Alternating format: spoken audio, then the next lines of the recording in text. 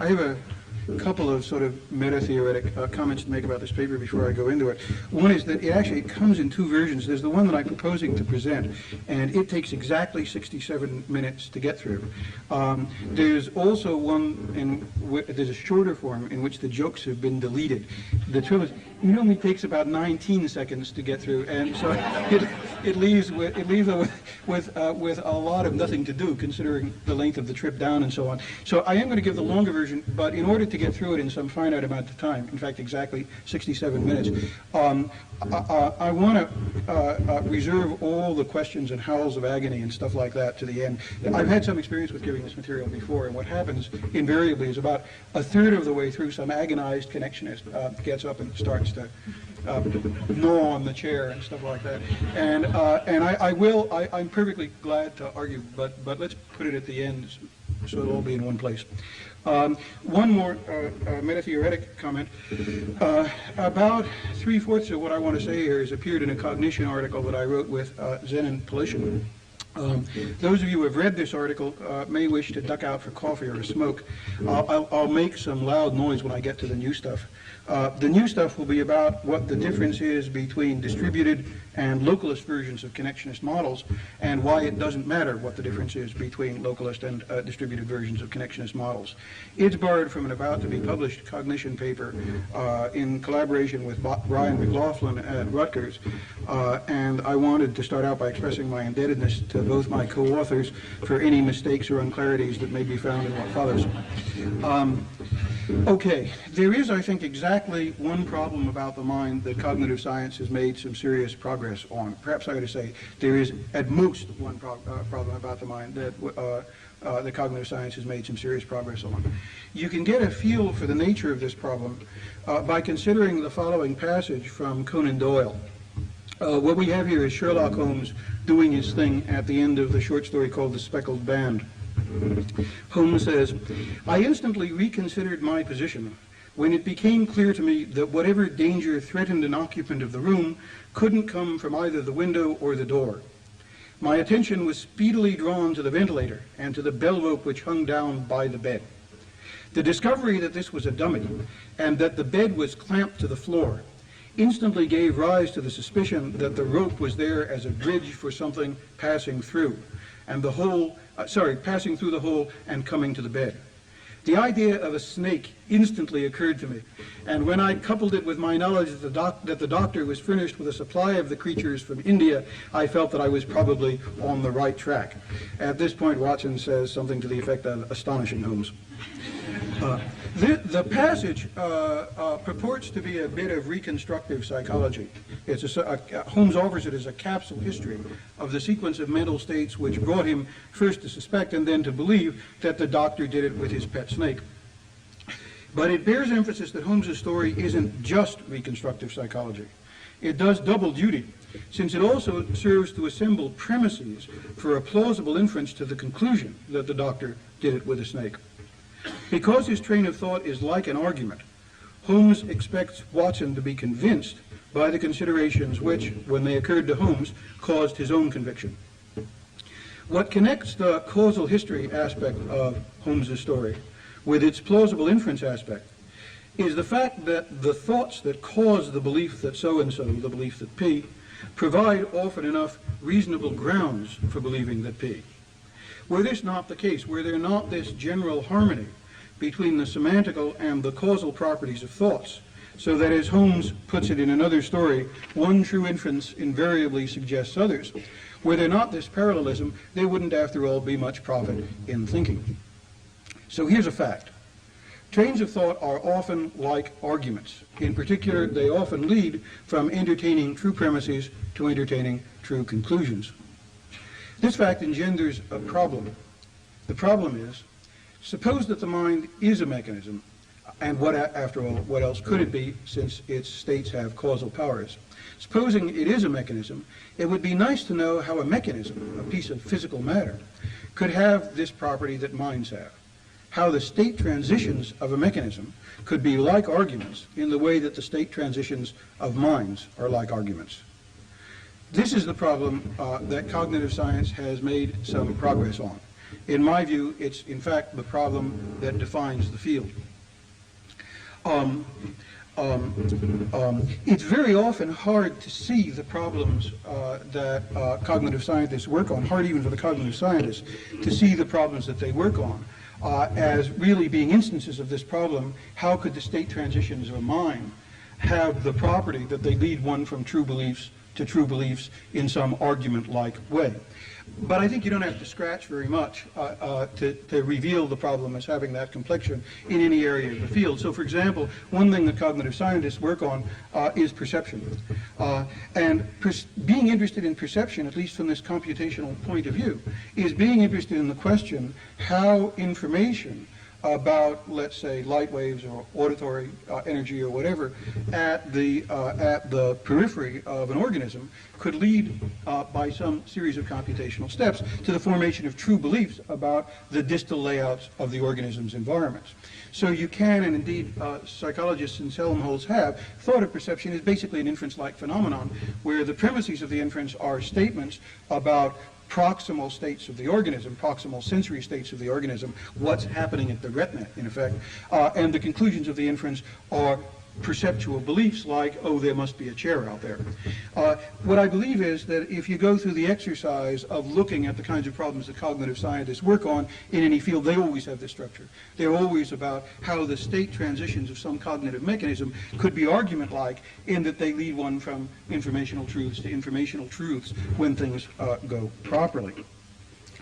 The British logician Turing suggested what I strongly suspect is the right solution to this problem about how sequences of thought could be like arguments.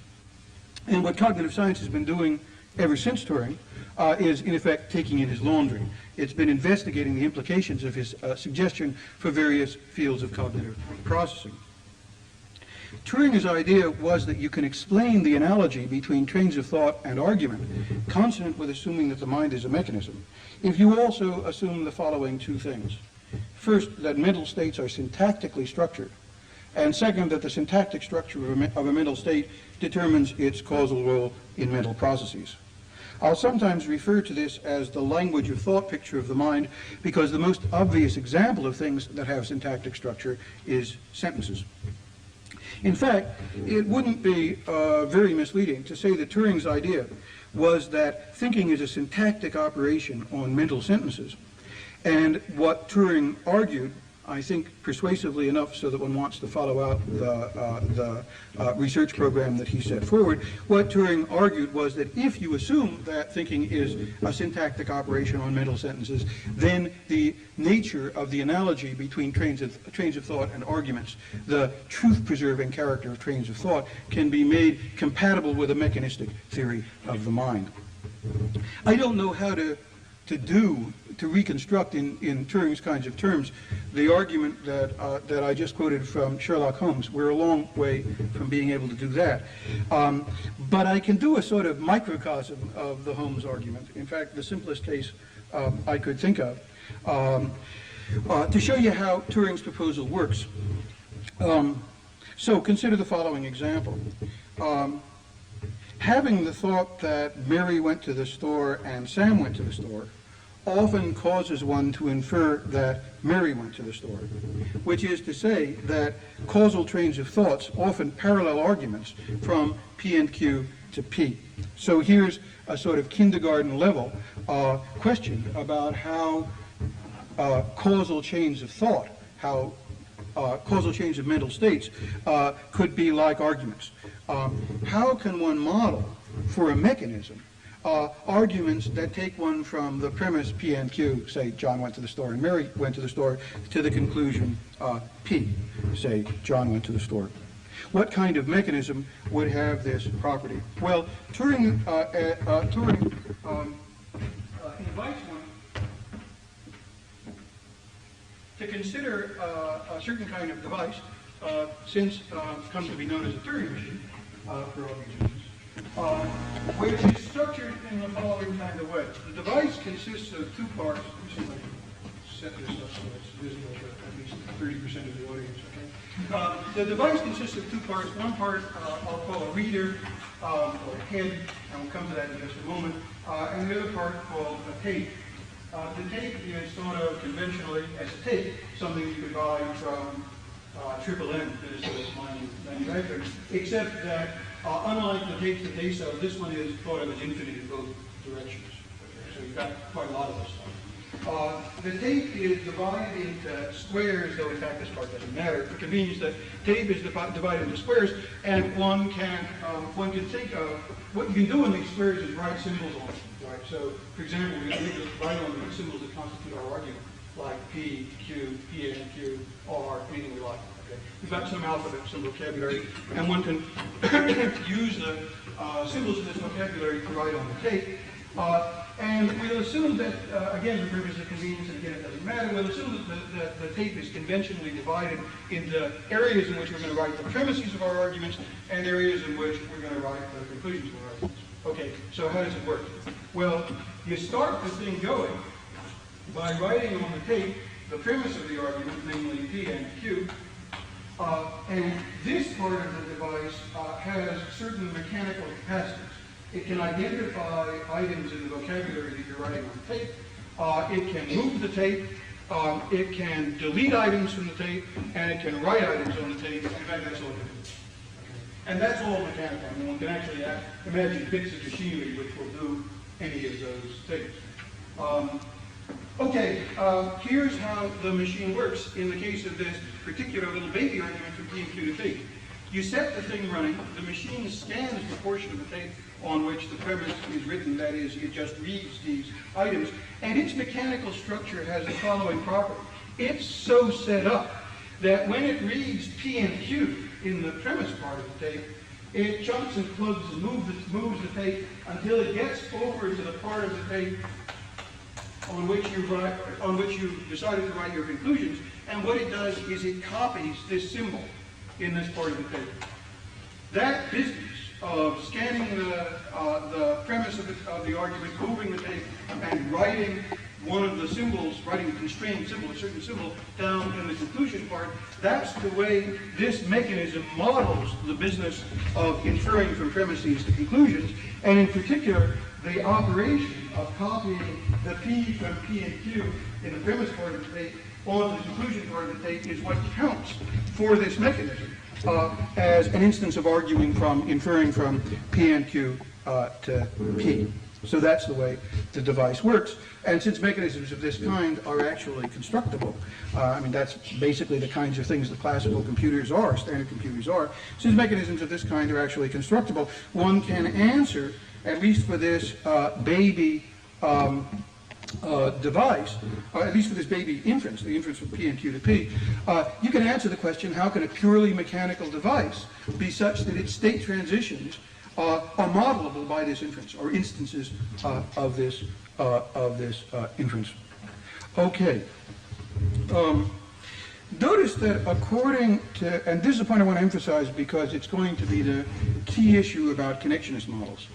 Notice that according to this kind of story, in which, notice that according to this kind of story, the things that count as analogs to mental processes are actually manipulations of linguistic objects. They're manipulations of things like inscriptions of P and Q written on the tape of the machine. Moreover, these are linguistic objects for which logical, syntactic, and semantic structure, by which syntactic and semantic structure in particular is exhibited. It's not an accident of the way this machine works that the very object which appears on the conclusion part of its tape when it infers from P and Q to P appears as a constituent, a syntactic part of the premise, of its representation of the premise of the argument. In fact, that's how the machine works. The machine is, in effect, doing a syntactic analysis of the premise, finding P as one of the constituents, and simply copying that constituent on the conclusion part of the tape. It's extremely sensitive to the machine to the actual syntactic configurations of the objects on which it operates, to the way they're put together from parts. the best way to see how sensitive it is to notice the following fact about this machine. If you were to replace the premise P and Q with something semantically equivalent, like, for example, not P and Q, and then tell the machine to go ahead and do its thing. So you replace the premise with something that's semantically equivalent but syntactically distinct, and turn the button on that starts the machine doing. What happens to the machine is that it stops, it grinds to a halt. You have to tell it what to do about the various syntactical structures that it encounters, even when these structures are semantically equivalent to things that it already knows about. So this device is super sensitive. First of all, this is a device that operates on objects that have an internal syntactic structure. They're made out of parts. P appears as part of the thing that means P and Q. The symbol that expresses the proposition John went to the store is part of the symbol that expresses the proposition John went to the store and Mary went to the store. The thing has syntactic internal structure. And the operations of the machine are very sensitive to that syntactic internal structure. Right? In fact, they compute on strings. The operations which they'll perform on a string is entirely determined by the syntactic organization of the string plus the mechanical structure of the machine. So that's why this is a language of thought kind of device. Its operations are operations on syntactically and semantically structured objects. Okay, so that's how this thing works for one case, and now all we have to do is get it to work for the trillion other cases in which mental processes are like arguments and cognitive science comes to an end. That's the program, that's the project, to treat the relation between steps in any mental process and the end of that process on the model of the relation between the way this, on the model of the way that this machine treats the relation between the premise of the argument P and Q and the conclusion of that argument P. Okay, so let me summarize the Turing or language of thought or classical picture of the machine. Mental states involve causal interactions among semantically evaluable states. That is, for example, they're set up to preserve semantical properties like truth. These interactions typically take one from true premises to true conclusions, and what we want is a mechanism whose interactions, whose state transitions will preserve that property. You can get such a mechanism, or so we hope, if you assume that mental states are syntactically structured, and that mental processes are syntactical operations on mental states. That's the Turing program. That's the problem it seeks to provide an answer to. And the rest is just actually doing the research. As far as the general structure of cognitive science is concerned, this lecture might just as well stop here, since I've told you what problem cognitive science is about, and I've told you the one good idea that anybody's had for solving this problem. Everything else worth knowing about in cognitive science is just elaboration in aid of what Fodor calls lending verisimilitude to an otherwise bald and unconvincing tale. However, I promised to say something about connectionism, and so here goes. Let me suggest an alternative model of how you might infer P from P and Q, an alternative to this language of thought model. You might have an electrical network. This also will be a mechanism just like this one. An electrical network set up in the following way. It doesn't really matter that it be electricity, by the way. I mean, it could be hydraulic or wind or anything you like. I mean, it doesn't make any difference to the general picture. The network set up in the following kind of way. It consists of three contacts. In fact, it'll be graphic. You can treat these contacts as sockets into which you can screw light bulbs. At each contact, there's a light bulb, and again, for purposes of making it graphic, we'll write formulas on the light bulb. So they'll display the formula, the light bulb will display the formula when it lights up. Okay? So on this one, we'll put P and Q. That's the premise of our argument. On this one, we'll put P, and on this one, we'll put Q. And now, how does this thing work? Well, this network, this circuit, is so set up as to have the following property. You can apply voltages here, and the connectivity of the network is such that when you apply a voltage here sufficient to make this bulb light up, and you supply an electric current to here sufficient to make this bulb light up. This current is diffused through the network, and this bulb lights up too. So does this one, but for our purposes it doesn't matter. Okay? So what corresponds in this kind of system to inferring from P and Q, to the process of inferring from P and Q, is the process whereby lighting up this light bulb, which corresponds to accepting the premise P and Q, lights up this light bulb, which corresponds to accepting the conclusion of P. I don't think I said that right, so I'll say it again. What corresponds to inferring from P and Q to P is the process whereby a current applied at this light bulb, which causes the P and Q premise to light up, also causes the P premise to light up. Okay? Now,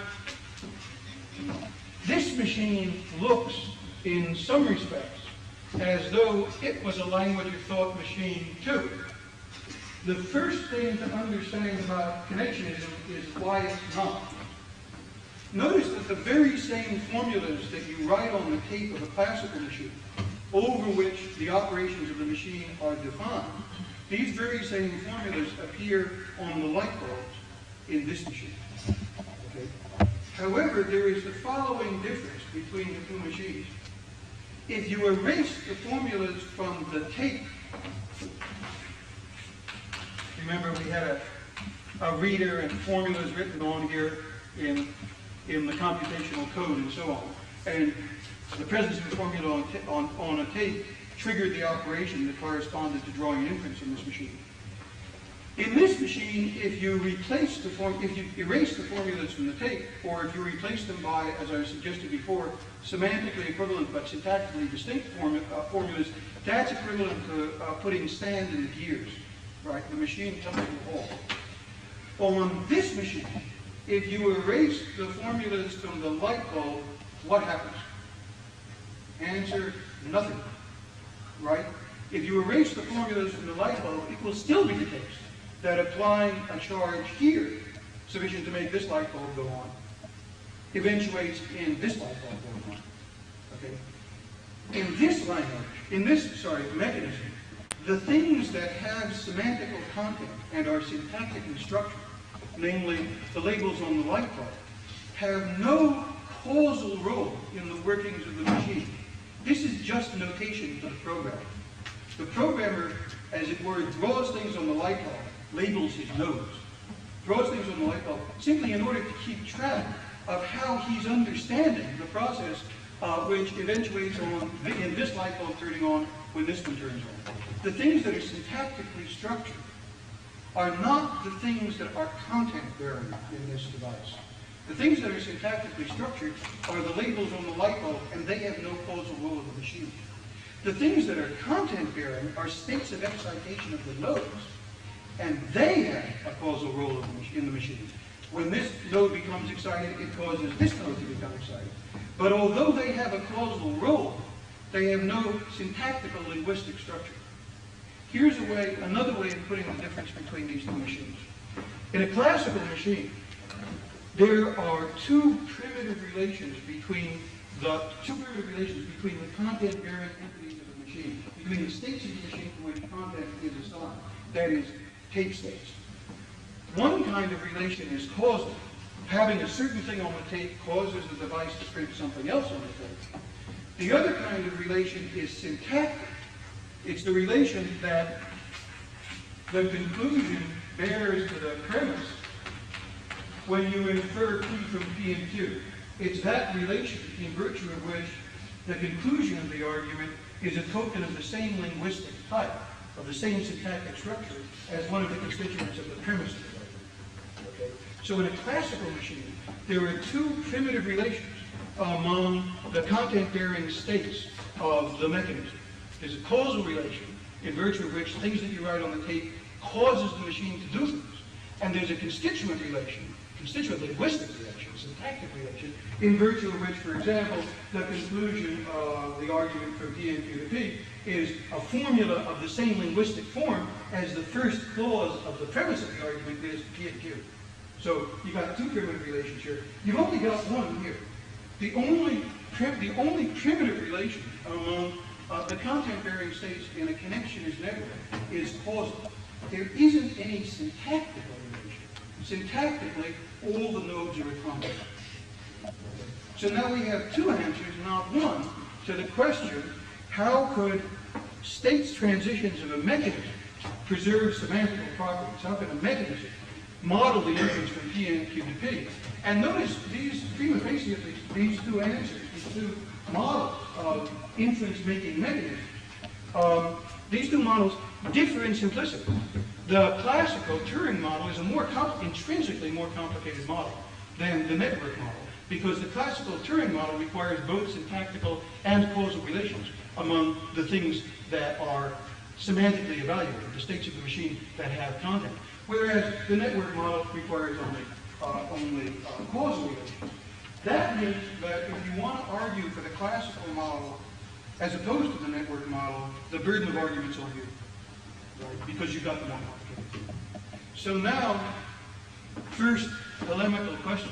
Can we think of some argument that shows that unless you have both constituent relations and causal relations among the content-varying states of the mechanism that models your mental inferences, unless you have both of those kinds of relations, the model won't be rich enough to account for known facts about the mind. Can we find an answer of that sort? Yes, we can. In fact, I think we can find several. And what I want to do now is to take you through the arguments which prefer a language or thought kind of model to a connections kind of model. I want to display for you some facts about the mind which make it look very much as though Turing's picture about how the mind works, Turing's account of how the mind works, must be roughly correct. At least roughly correct. Maybe exactly correct. But at least, the least we can say of Turing's picture is that it postulates the right population of primitive relations. The mind has to have syntactically structured states, just like Turing said. There's an old-fashioned argument for this that goes back at least 20 or 30 years.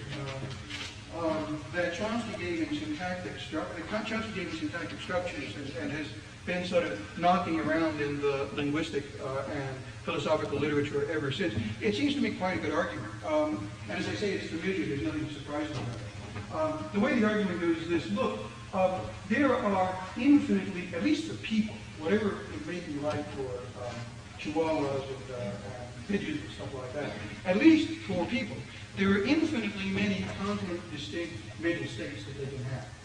What does that mean? Well, nothing exciting. Just things like the following array, the following set of objects is the beginning of an infinite set which has no obvious place to stop. Namely, the thought that 1 and 1 is 2, the thought that 2 and 2 is 4, the thought that 4 and 4 is 8, the thought that 8 and 8 is 16. It looks like, given your representational capacity, you could go on with that series forever. Of course, you couldn't really go on with that series forever because you die. Moreover, I mean, you probably die of boredom even before you die of natural causes. So the suggestion isn't that anybody could really sit down and enumerate all the members of that series. The suggestion is rather that if you ran out, it would be either of patience or of breadth, not of representational capacity. As far as the system that you use to represent the contents of your thought is concerned, that allows you to go on further. Okay? Now, on this fact, if you accept the fact, if you accept the idealization to infinite cognitive capacity, this fact should be explained. And it turns out that the Turing picture explains it very naturally and with very, very little apparatus. To see how little apparatus you need, consider the following case of an infinite capacity to express distinct messages, to express distinct contents generated out of the most minute amount of formal apparatus. Consider the following fragment, not even of the syntax of English, but just of its lexicography. There are, as you're well undoubtedly aware, this class of objects, missiles. And missiles, roughly speaking, are things that you use to top your enemies over the head with. Okay, that'll do by way of saying what the semantic content of the expression, the English expression missile is. Notice that there are also anti-missile. And roughly speaking, those are things that you use to knock down the things that one uses to bop your enemies over the head with. Okay? Notice, however, that there are also anti-missiles. That is, those are things that you use not to knock down missiles, notice, the scope relations count. These are things that you use to knock down the things that you use to knock down the things that you use to bop your enemies over the head with. And of course, there are also anti-missiles, and it works exactly the same way. The scope, the syntactic scope, the syntax defines the scope of this expression as being this whole thing, so you have to know what the syntactic structure is, and then given the syntactic structure and the meanings of the elements, the thing iterates in a semantically comprehensible way forever, as indeed the Pentagon has noticed. The only bounding conditions on this are what they used to call around MIT a performance constraint, namely that you run out of budget. But notice, you don't run out of semantics. I mean, however crazy you are about your procurement policies, the language will provide you with a mechanism to express your craziness. If you're up to anti-missiles, the language will provide an expression for what it is you're trying to spend the taxpayers' money on, and the syntax and the semantics will combine in that kind of way to tell you exactly which kinds of things you use, these kinds of things to knock down the things that you use to knock down the things that you use to knock down, the things that you use to knock down, to hit your enemies over the head with. Okay? So with a very small apparatus, very combinatorially simple apparatus, you can get, if you use the Turing notion of a syntactically structured representational system, you can get just the property that we find that people's thoughts have, namely productivity, a capacity to express an infinite array of semantical contexts with a limited of finite syntactical means. Okay. So that was always the sort of standard reason to support, and of course, notice you can't do this. You can't do this if all you got in your head is a network. Why? Well, because look, a network's a set of nodes. All the nodes are atomic. There may be a very large number of them, but there's only a finite number. And when you collect all the labels of all the nodes, that determines the expressive power of the device. So the expressive power of the device, I mean, you could label this one missile, and this one anti-missile, and this one anti-anti-missile, and this one anti-anti-anti-missile, and go on like that. But eventually, since a network is by definition a finite device, you'd run out of nodes to label. And at that point, the device runs out of expressive power. Okay? So if you want to account for the putative infinite productivity of thought, you can't do it with a device where what corresponds to mental representations are syntactically unstructured. What you need is some mechanism like the Turing mechanism, which allows the things that bear content in your model to also have internal structure. Okay. That's the standard argument for the Turing picture of how the mind is organized. And if you provide this argument to a connectionist, what your pet connectionist is likely to do is he's likely to say, they're likely to bite the bullet. I mean, at least all the connectionists I've talked about with this bite the bullet. That is, they say, no, the idealization to an infinite capacity is not allowable. Actually, there's only a finite number of thoughts you could think, even if you lived forever.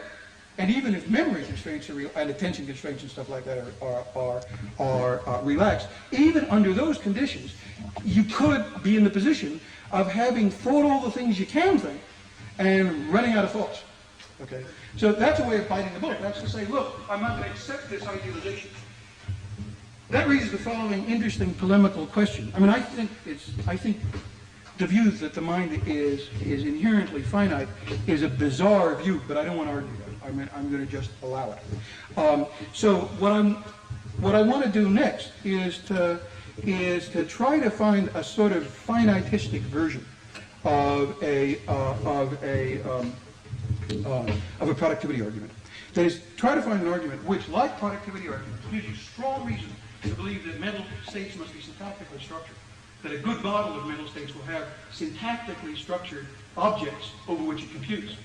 An argument which has that property but doesn't require an idealization to an infinite capacity. Okay? That's what I'll call a systematicity argument. Systematicity arguments are supposed to do that. They're supposed to be arguments for the Turing model that don't require idealization to infinite capacities. So I'm going to try to set out that class of arguments for you to consider. Here's the form of what I'll be doing for the next 5 or 10 minutes. I'll argue first that thought isn't just productive, it's also, as I say, systematic, and that the best explanation of systematicity presupposes a combinatorial syntax and semantics for mental representation, just like the best explanation of productivity does. So I'll argue that it can't be the case that all mental representations are atomic, so it can't be the case that the mind is a connectionist network. That's the form of the argument. What I have to do is to tell you what systematicity is and why it has this implication. And here my strategy will be to start with natural language. That is, I'll show you what systematicity is and what the arguments for it are in the case of natural language, and then show you why, having defined the notion for you, mental representation, thought must be systematic too. Okay, so I'll take natural language, English, as a sort of paradigm case of a system which is systematic. Show you what it is for a system to be systematic, system of representation to be systematic, show you why systematicity implies syntactic structure, and then transfer the whole thing to the case of thought. Okay? That's going to be the structure of the argument. Okay, so what I have to do is to tell you what systematicity is, and bizarrely enough, an easy place, a good place to start with that is the very early pages of Wittgenstein's philosophical investigations, of all places. The investigation starts with a discussion of what Wittgenstein calls the slab game. I want to tell you what the slab game is. This is a game that you play presumably on the cold nights in Cambridge, England, when there is nothing to do. Because if there's anything to do, you don't want to spend your time playing the slab game. It's played in the following way. I stand over here, I'm going to get to be the director of this game. And you stand over here, you're getting to be the serf. And what you have in front of you is a pile of slabs. Now, it's one of the great unknowns of modern history philosophy exactly what a slab is. But we know the following things about it. First of all, slab is not a master, they're individual. So you have one slab, two slabs, many slabs. Moreover, they're stackable, so they're not like glass balls. And they're carriers, so they're not like Sherman tanks. Okay? That'll be enough for purposes of, I'll tell you what a slab is. Okay, so you stand over there with a stack of these things in front of you, and I stand over here, and we proceed to play this game. Watch. I say, slab. You take, as it might be, though this doesn't really matter, the topmost slab from your pile, carry it over and place it down in my environment. Again, exactly where doesn't matter. At this point, the game bifurcates. One branch, I eat a patch on your head or give you an M&M or something. That's if I'm trying to demonstrate that language learning is really a kind of training. The other branch, I don't reward you, you just go back and the game cycles. Okay? So again, I say slab, and you bring the next slab in your pile, and so on, until you run out of slabs. It is also, another of the great unknowns of the history of modern philosophy is what happens then, but it doesn't matter for all purposes. Okay, so that's the slab game, and it's not very interesting, but my wife actually is English, and I have known them to play in her family at Christmas time games that are even more boring than that. So that's the slab game. Wittgenstein says a couple of things about the slab game, which strike me as actually remarkably enough being true. And I want that there too doesn't really much matter to the argument I want to construct. But for what it's worth, I think Wittgenstein's got it right for a change, and I want to quote him approvingly. He says, "We could conceive of this slab game and the language that is embedded in it. That is, I say slab, and that has consequences for your behavior." He says we could conceive of this slab game as a complete primitive language, he says. He says also we could imagine it as the whole language of a tribe.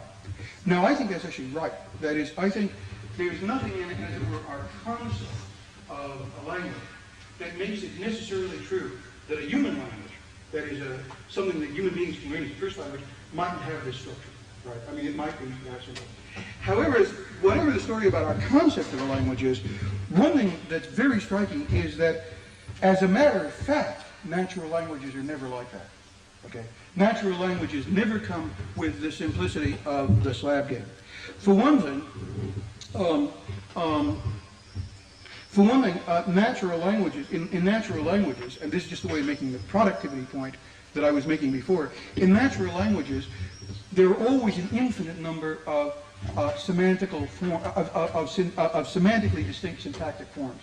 Right? You can say 1 + 1 is 2, and 2 + 2 is 4, and John believes, and it's raining, and John believes Mary, it's raining, John believes it's raining, Mary said John believes it's raining, Bill thought Mary said John believes it's raining, it's surprising that Bill thought that John said Mary, and so on. Okay.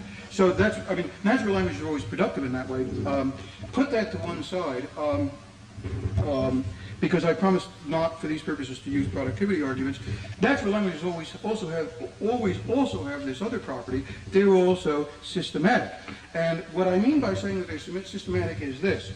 You never will find a language, I claim, in which you can say, as you can say in Wittgenstein's slab language, you bring me a slab, but you can't say, I'll bring you a slab, and you can't say, don't bring me a slab, and you can't say, bring me more than one slab, and you can't say, in effect, bring me a slab on Tuesday. If you can say any of, or, you know, I'll have my grandmother bring you a slab on Tuesday, all that stuff. If you can say any of these things in a natural language, you'll be able to say, roughly speaking, all of them. Let me just by shorthand, by way of shorthand for this, take the following case. So it's one case out of very, very, very many. This is a very general and pervasive fact about languages. If in a language you're able to say, if the language provides a linguistic form, a form of words for saying that John loves Mary, then I guarantee you it will also provide a form of words for saying that Mary loves John. And quite generally, if you can express in a language the proposition that A R B, that is that A bears the relation R to B, John loves Mary, for example, then you will also be able to express in that language you will find in that language some form of words which allows you to express the proposition that B R A, that, for example, Mary loves John. Okay? I don't mean that if one of them is true, the other will be true. That's certainly not the case. In fact, the history of Western literature is rooted in the observation that from Mary loves John, it does not follow that John loves Mary. Except for the Odyssey, except for the Iliad, all of Western literature is about that. So it's not that if one formula will be true, the other one will be.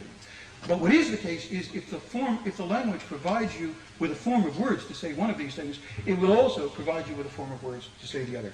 That's what I mean by saying that natural languages are systematic. If they provide you with the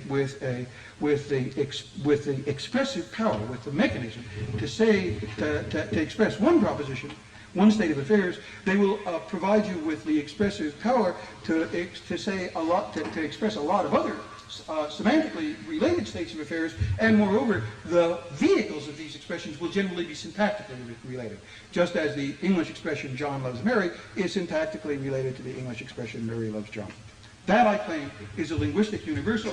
If you find, if somebody in your anthropology department comes and says, listen, I found an unsystematic language, it works like the slab language, you can say John loves Mary, but you can't say Mary loves John. Fire. There aren't any such languages. Okay. So now, what's the explanation for the fact that natural languages are systematic? Answer, the explanation of the fact that natural languages are systematic is exactly like the explanation of the fact that natural languages are productive.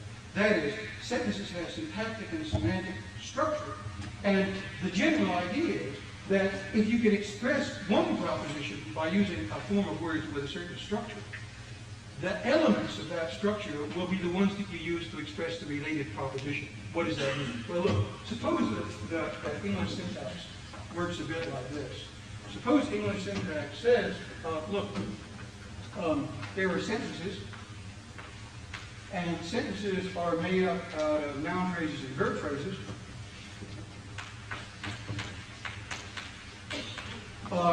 And noun phrases can include be either John or Mary, and verb phrases can be love. Okay, suppose that's what syntax in English looks like. then with that much apparatus, you said that both the expression John loves Mary and the expression, that's not quite right. I want sentences to be, and VPs to be. So sentences can be noun phrases with plus verb phrases, and verb phrases can be verbs plus noun phrases. Okay. With that much apparatus, you've already committed yourself to saying that if the expression John loves Mary is in the language, so does the expression Mary loves John. If the language has resources to say one of these things, it will have the resources to say that. Why is this true? Well, intuitively, because look, the formula that expresses the proposition that John loves Mary is just made out of the same parts rearranged as the formula that expresses the proposition that Mary loves John. So if you're in a position to express one of these formulas, if you have control over the parts and control over the relations, over the principles for putting the parts together to make significant expressions, then if you can express one of these propositions, you'll be able to express the other. Notice the basic idea is that the reason the language is systematic is that the form of words that's used to say John loves Mary isn't an idiom. It has syntactical structure. Right? It contains the word John, the word loves, and the word Mary, the very words you need to express the proposition that Mary loves John. It's all self-evident. There's nothing surprising or deep about it, except, of course, that it does depend on the assumption that English sentences have syntactic and semantic structure. That it's not an accident that the very same word that appears as the subject of loves in John loves Mary appears as the object of loves in Mary loves John. Okay? That's what it is for English to have syntactic structure. And given that English has syntactic structure, we can explain the systematicity of the language. What has all this got to do with thought? Well, there's an obvious point about thought. That is, it's systematic too. Just as you won't find a natural language in which you can say John loves Mary, but can't say Mary loves John, so you won't find a creature who can think that John loves Mary, but can't think that Mary loves John. The class of thoughts that's accessible to us is systematic in just the same way as the class of sentences that's accessible to us is systematic. Indeed, it's a very good thing that it works out that way, because there's no use in your language being systematic and your language being used to express your thoughts unless your thoughts are systematic too, right? I mean, the very fact that English speakers have an expression that they use to say that John loves Mary and another expression that they use to express their thought that Mary loves John suggests that if you have the one thought, you have the other, you can have the other thought, right? The symmetry, the systematicity of the language wouldn't do you any good unless your thoughts were systematic in a corresponding way, okay? So here's a fact. Just as natural languages are determined, just natural languages, so are the cognitive capacities of their speakers. How are we to explain that? Well, in the case of the languages, we said the explanation of the systematicity of the language depends on the assumption that sentences have internal syntactic and semantic structure. The natural explanation of the systematicity of thought is exactly parallel. Namely, it assumes that mental states have internal syntactic and semantic structure. That's exactly Turing's assumption. Okay. So, given Turing's assumption that mental states are syntactically organized, we can explain the systematicity of thought exactly parallel to the fact that given the assumption that sentences are syntactically organized, as indeed they obviously are, we can explain the systematicity of language. What about non-linguistic organisms? Is it the case that their minds are systematic too? Well, it's worth thinking about that for just a minute, because you might think, well, look, of course, our thoughts are systematic. Maybe that's because we think in English, and English is systematic. That would predict, if that's the explanation of the systematicity of our thoughts, it would predict that the thoughts of intra-human organisms, platypuses and other kinds of human infants, dolphins, pigeons, all that sort of stuff, that if you're not a verbal organism, your thoughts won't be systematic. Just imagine what that would be like. You take this animal, let's say it's a pigeon, into the laboratory, and you condition it with just the sort of same way that people condition pigeons. And here's what you do. You condition it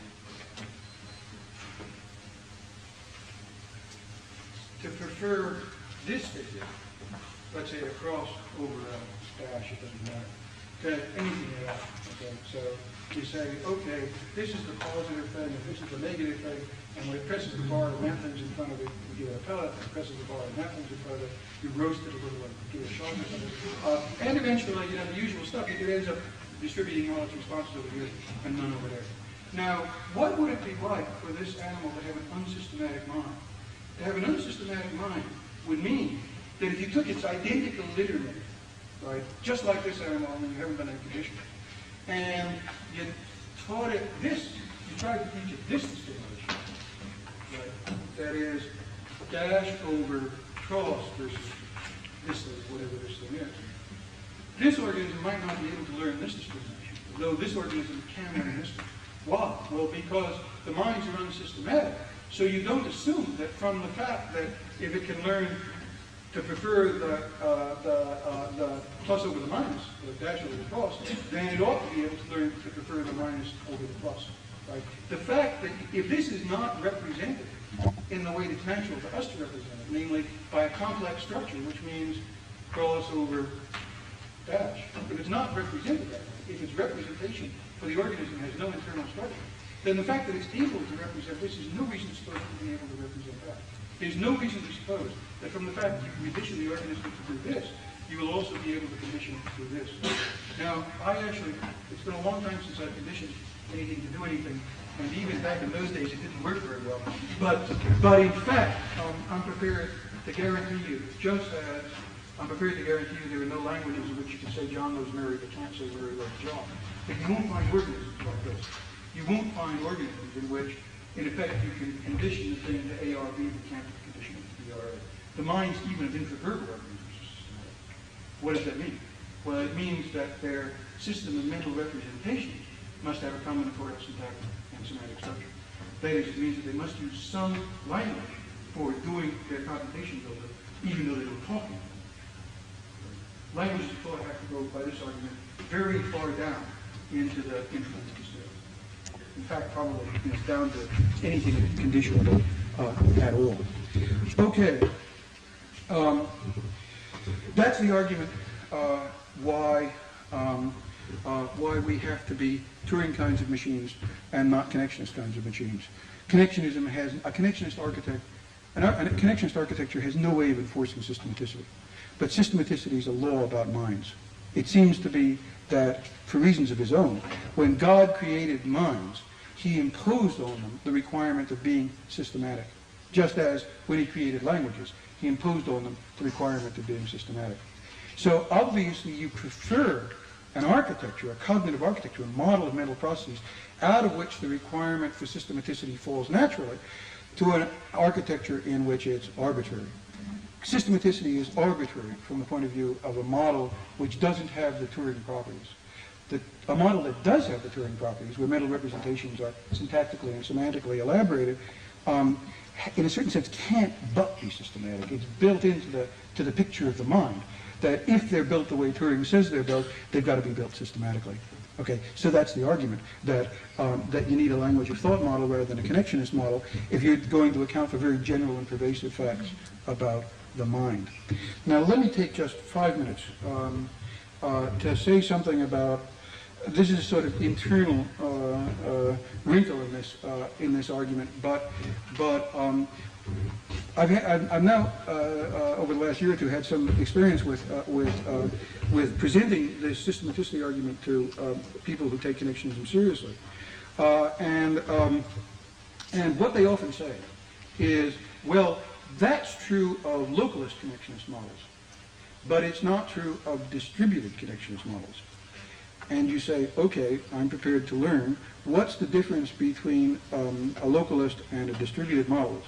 And then they say things that are utterly unintelligible. So let me tell you what the difference between localist and distributed models actually is. Or in fact, let me tell you 3 things that get called that difference. And then show you very briefly, and then I promise to stop, why this distinction, or this set of distinctions, doesn't make any difference to the argument I've just been purveying. Okay. As far as I can tell, the claim that notice that what's essential to the argument that I've been making is the idea that what has representational properties in a network model, namely the nodes, states of excitation of the nodes, that what has representational properties has no internal structure. That's the basic idea. From that, all the difficulties of the model follow. Okay, now, the notion that mental representations or connections representations are distributed are various ways in which, suggest various ways in which such representations could be said to have internal structure. And what I want to argue is they're all ways in which you can have a representation with internal structure that aren't relevant to this argument. That's basically the idea. Okay, so let me distinguish three things that get said in the literature, in case anybody bothers to read this literature, when people say of connectionist representations of the nodes in connectionist networks that they're distributed. One thing they often mean is that mental representations, the nodes, the things that get labels in networks, that those things are distributed neurologically. Okay, what does that mean? Well, look, what we're doing basically is we're talking about functional structure of brain, at least as far as anybody knows. That's what this game is supposed to be. That is, all the constructs that appear in these models, tapes and rears and nodes and connections and links and stuff like that, they're supposed to be just an abstract representation of properties of brains, right? We actually think, for no very good reason, that all this apparatus is actually what you carry around in your head, right? I mean, that's just part of the orthodoxy of this field. And it's actually, colored red when you actually look at it. And it's got wrinkles on it and stuff like that. All this is just various ways of talking about the causal structure of that batch of protoplasm that you carry around in your head. That's to say that it always makes sense to ask of a component in one of these cognitive models. It always makes sense to ask of such a component, if the guy is doing the model and is really taking it seriously, just what is it in the brain that corresponds to that object you got up on the board? If somebody says, look, the cognitive system is a tape plus a reader, and on the tape you can put symbols and you can move the tape and so on, if that's the functional description, then he better have some story, or at least he better commit some story, about what it is in your brain that corresponds to the tape, right? And what it is, what brain process it is that corresponds to writing on the tape and moving the tape and so on.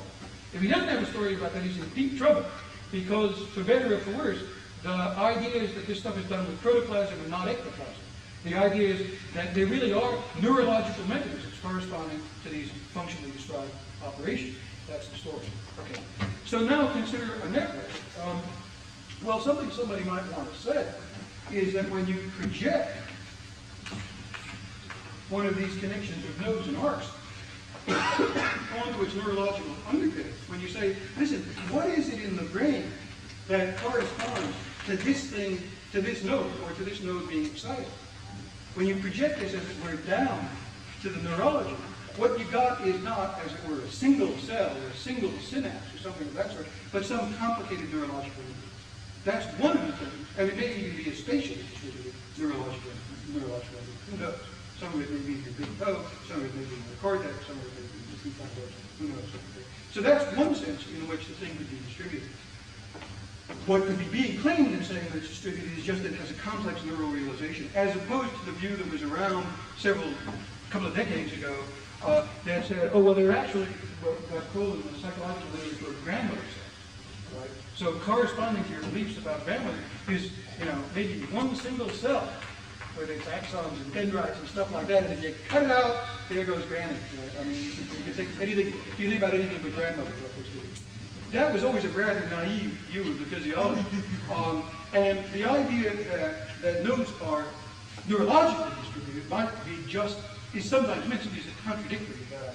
Whatever it is that corresponds to nodes at the neurological level is something diffuse, complex, and so on. Notice that has nothing to do with, it might, for all I know, be true. I actually don't care very much. But at any event, it has nothing to do with the argument about distribution. Why?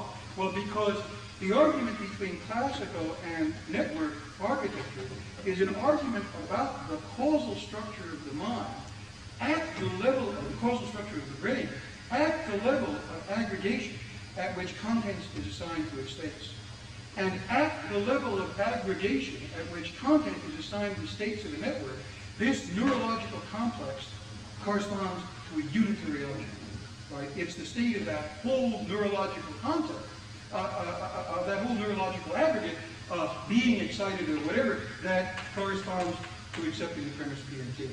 So at the level of intentional causation, at the level at which causal states are assigned content, these things are unitary and atomic, whatever their neurological representation might be. And in a certain sense, unless you happen to be interested in neurology, which for these purposes probably was not the best thing to be interested in, unless you happen to be interested in neurology, the question of whether nodes, say, are neurologically distributed is really not worth arguing about. Because look, if they're not neurologically distributed, they must be distributed further down. Right? If you ask about not the neurological structure of the thing, but its biochemical structure, or its molecular structure, or its atomic structure, or, God, its quantum mechanical structure, somewhere, when you get far enough down into the analysis of this functional structure, you're going to get more than one thing corresponding to this node. Quantum mechanically, the thing that corresponds to having a node turn on is very, very complicated. Just as quantum mechanically, the thing that corresponds to having a light bulb turn on is very, very complicated. Nevertheless, at the state of aggregation, when you talk about light bulbs turning on and off, it's unitary. So this notion of distribution, though it's a perfectly real notion, doesn't have anything to do with the kinds of issues that we've been talking about. Second notion of distribution. It's often thought that the common sense notion of, the common sense that in network representations, in network theories, common sense concepts like tables and chairs and John and Mary and stuff like that are, as one says, distributed over microfeatures. So if you look at a network, what it really contains is not a node. Over here. Okay. Is not a node that's labeled, P and Q. Not even a node that's labeled John loves Mary. Not even a node that's labeled John, but some node that's labeled in terms of things that can be used maybe to define John. John is not a very happy case to this theory. Let's say a table, a chair, or something, or cup. Cup has gotten into the literature. So instead of having a node that's labeled cup, which goes on when and only when you're thinking of cups, you have a node that's labeled, and now almost any fantasy that you want to tell will do.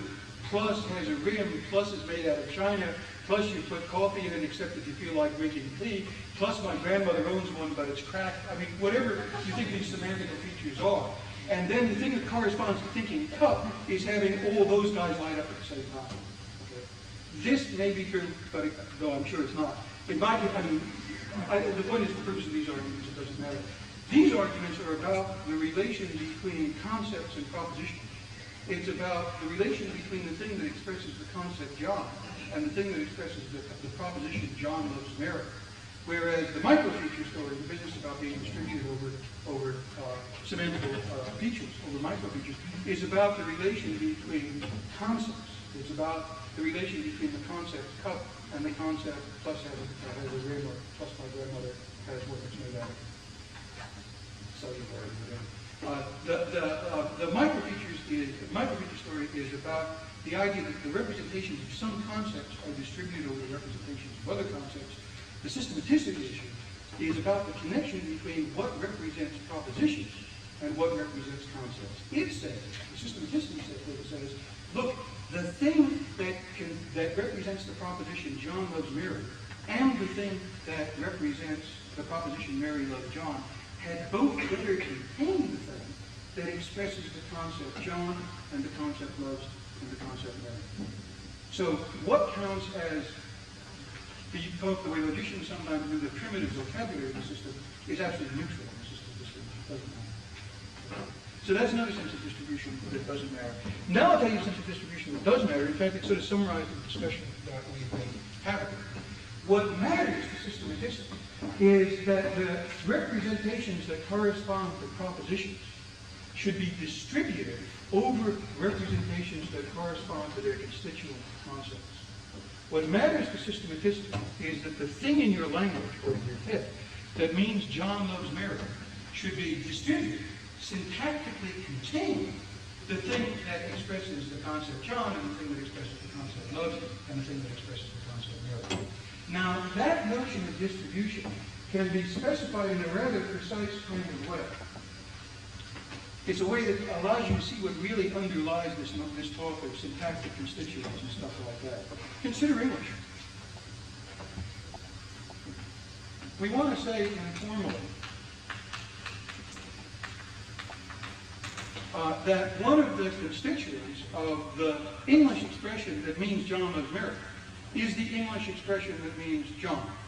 That's, I take it, not a doubt. And it's, of course, also a constituent of the English expression that means Mary loves John. And it's essentially the fact that that item and this item are identical that counts as a systematistic language. That's the standard term of systematistic. What does it mean to say that they're constituents? Well, here's a fact about constituency which is very close to the center of the classical picture. One of the respects in which the expression John is a constituent of the expression, literally a part of the expression that means John loves Mary, sense in which the expression that means John is a part of the expression that means John loves Mary, is that you can't say, you can't write or speak this longer expression without also writing or speaking its constituents. So classical constituents have that relation. If the expression A is a constituent of the expression B, then tokens of B, occurrences of B, utterances or inscriptions of B, require utterances or inscriptions of A.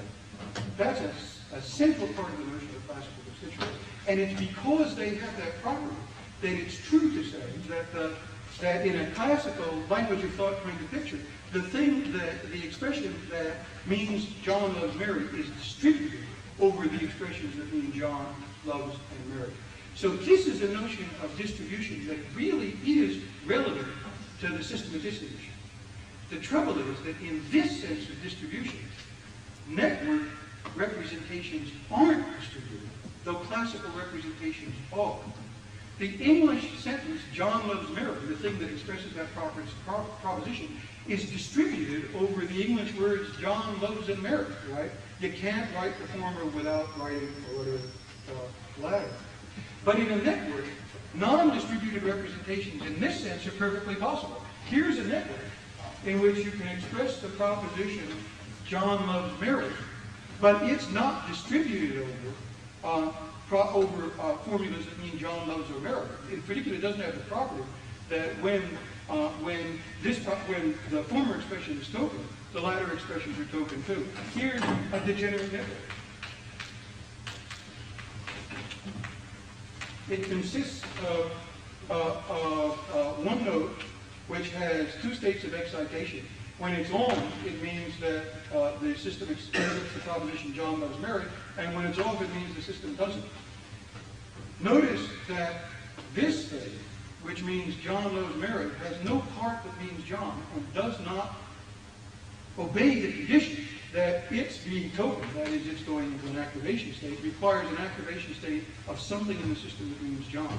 In this device, unlike real classical representation, you don't have distributed representations if what you mean by a distributed representation is that the thing that corresponds to propositions is distributed over the thing that corresponds to concepts. And that's the one notion of distribution that is relevant to the systematicity problem. In fact, it's the one notion of distribution that apparently you have to solve to explain how thoughts could be systematic. So where does all this lead us? As far as I can see, it leads us about where we were 10 years ago before this connections nonsense started. That is, there's still one problem with which we've had any luck. It's the problem how trains of thought could be like arguments. And the luck we've had with that problem, namely co-opting Turing's idea, has had these unexpected and gratifying side effects, it's automatically and instantly shown us why it must be the case that minds are productive and why it must be the case that minds are systematic. Given Turing's treatment of the train of thought problem, systematicity and productivity just fall out naturally.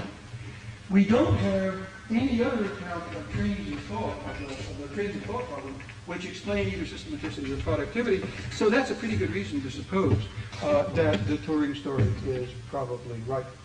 So what are we to do next? Well, it seems to me that what we ought to do next is to continue to take in Turing's wash until somebody has a systematic, until somebody has a theory of the mind, which does Turing's job at least as well, and at least as well as Turing's model does, and also explains facts like productivity and systematicity. In fact, the state of affairs now seems to me that to be that any cognitive scientist would be warranted when the day is over and the laboratory is locked and the blackboards have been erased and so on, to sort of kneel down by the bed before he goes to sleep and pray that Turing was at least approximately right.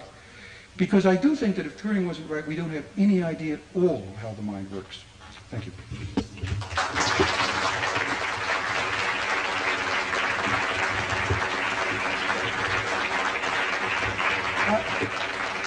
I want to thank you for sitting through such a long talk, and I also, Joe suggested that I handle my own questions, which I'll be glad to do. So anybody wants to argue or jump up and down. Or even agree. I mean, you're allowed to agree. Vehemently. Yeah. You did a really good job of showing why current connection models that have just links connected to the nodes for an activation. But I haven't seen anything where you have links that may interact with other links or something more complicated that's currently out there. Why that wouldn't work? Well, I mean, interact how? Causally? I mean, that's what I've just been trying to discuss. I mean, there's a lot of talk about dynamically connecting nodes with other nodes. Yeah, well, these are, I mean, look, it's all just loose talk, you know? I mean, here's three nodes that are dynamically connected to other nodes. Right? I mean, dynamically just means causal. No, that's not what I'm talking about. Okay, I'm so- talking about nodes that are connected to other nodes, but where you can do presynaptic innovation so that you can unconnect links from other You nodes. can you get so scissors, but I mean, there's no problem with it. And then you can have other nodes over there that correspond to maybe verb or noun, and that you can get categories. No, see, that's, okay, show me how you do that. It would take a little while. I couldn't Yeah, show you that in 5 minutes. I really think it would. Why? Because, look, the point is very straightforward, and it doesn't need a lot of elaboration. Look, here's the point. Suppose you have a network that looks like this. There's an NP node and there's a John node, right? Right. Now look, what you want to say, what you want the network to say is somehow this is a constituent of this type. But it can't, because this connection between nodes already means something in the notation. It means causes. See, that's why I want to start by saying, look, in a classical model, you have two primitive relations between the things that get labeled. You've got a syntactic relation and a causal relation, and they don't reduce to one another. In this model, all you've got is the causal relation. So when you've used up connectivity to express the fact that when you turn this one goes on, when you turn this one on, this one goes on. When you've used up connectivity to express that fact, there's no more in the model to express the other fact. You're absolutely right in the models that you're talking about. Well, what would be a model that wasn't the language you thought model that had that problem? I'll talk to you afterwards. Okay, look, let me tell you a story. When I was about 4 years old, Hillary Putnam, who was my thesis advisor, actually I was a lot older than 4 years old, it just seems that things telescope. When I was very young, Hillary Putnam was my thesis advisor, told me the following story, which has made a great difference in the course of my philosophical life. This is a story about this was back when Hillary Putnam was still a medical school realist and stuff like that, into philosophy. Hillary said, look, here's a joke. Once there was this physicist walking down the street, and another physicist came running up and said to the third physicist, hurrah, hurrah, I built a perpetual motion machine. And the first physicist said, no, you can't do it. The second or third one. blah, blah. Can't do it. First he says, "Look, come, I'll show you." Got it in my laboratory, drags him over to the laboratory, throws open the door, and there's this enormous pile of transistors and resistors and all the kinds of stuff, lights going on off and stuff like that, all kinds of stuff that physicists love. And the scientist says, "Look, there it is, a conventional motion." Physicists said, "Gee, I'm really impressed. That is quite a conglomeration stuff." However, he said, it does have the following problem. There doesn't seem to be anything moving. Second physicist looks very crestfallen and says, "Yeah, it's true. It's actually, it's not quite finished, but it's almost finished. All you have to do is add a part that goes like that forever." I mean, I want to see how you do a systematicity problem with a connectionist network. Here's what I claim. The very bitty kind of networks I've been talking about lay out the structure of the problem. More nodes, though it makes the lecture harder to follow, fills the blackboard, convinces granting agencies that you're doing really important stuff. More nodes don't make a difference to the logic of the case. The logic of the case is not that you need more nodes, it's that you need more kinds of primitive relations among the nodes. You need a notion of constituency. Absolutely. Oh, but see, on my story, that's what a classical model is. To be a classical, I mean, what distinguishes a classical model from a connectionist model is precisely that in a classical model, you have the resources of combinatorial syntax and semantics. Now, what I would like to see is something that, I mean, I don't want to argue about terminology, obviously. What I would like to see is something that really does, as it were, smell like a connectionist model, but doesn't, but nevertheless has a notion of syntactically and semantically structured representations and has operations which are defined over the syntactic and semantic structure. Because I think when you've got such a model, it'll just be a Turing machine. It'll be just transparently a Turing machine. In which case, as I say, we're back to where we were 10 years ago. Yeah. I had a traumatic experience when I was an undergraduate degree department. I read an essay by Albert Einstein, which purported to describe his analysis, introspective analysis of his problem-solving activities. Yeah. He expressed very positively his belief that he had a pre-linguistic intuition on solutions on problems, which he later translated into verbal model form. And I'd like to hear you react. Yeah. Well, the first thing I want to say is one ought to be very studious about these intersections. I mean, I have such a unit that I'm going to say it seems, I mean, as far as my interpretation is concerned, exactly accurately. He said, look, his name was